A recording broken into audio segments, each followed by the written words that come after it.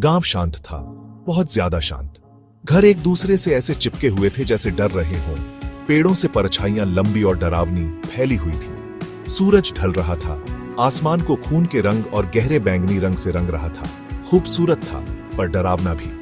ये बच्चों के खेलने की जगह नहीं थी, अब नहीं रही। बच्चे डरते थे, वे घर के अंदर ही रहते थे। उनकी आंखें डर से बड़ी हो जाती थी। उन्हें चुड़ैल के बारे में बताया गया था। हवा में डर भरा था, गीले कंबल की तरह भारी। चिड़िया भी धीमे स्वर में गाती प्रतीत हो रही थी। गांव अपनी सांस रोककर सूरज के गायब होने का इंतजार कर रहा था, अंधेरे का इंतजार कर रहा था। चुड़ैल पुरानी छोड़ी हुई मिल में रहती थी। ये गांव के किनारे पर खड़ी थी, मरती हुई रोशनी में एक टेढ़ी सी आकृति। मोटी और मुड़ी हुई बेलें इमारत में लिपटी हुई थीं। इसे एक राक्षस जैसा बना रही थी। उन्होंने कहा कि वह टेक्नोलॉजी को सूंघ सकती है। फोन की स्क्रीन की चमक उसके लिए एक बीकन की तरह थी, एक बीकन जो फुसफुसाता था, आओ और मुझे ले जाओ। उसे मॉडर्न दुनिया से नफरत थी। उसे इस बात से नफरत थी कि ये बच्चों को उनके खेलों से, उनकी हंसी से कैसे दूर ले जाती है। इसीलिए वो उनका शिकार करती थी। कोई भी बच्चा जो फोन यूज करने के लिए, उसकी रोशनी को अपने चेहरे को छूने के लिए इतना मूर्ख था, गायब हो जाता था।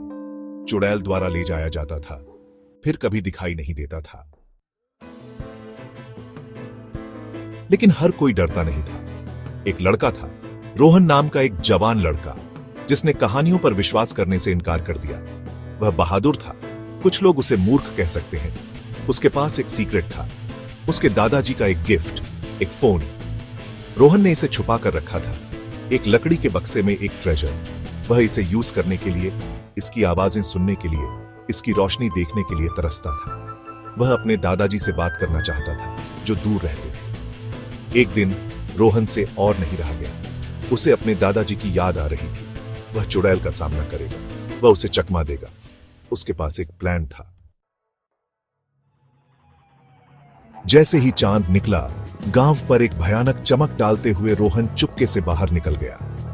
उसने अपने दादाजी के फोन को पकड़ रखा था। वह कॉल नहीं करने वाला था, नहीं, उसके पास एक बेटर आइडिया था। वह पुरानी मिल की तरफ चला। उसका दिल ढोल की तरह धड़क रहा था। वह मिल से कुछ फीट की दूरी पर रुक गया।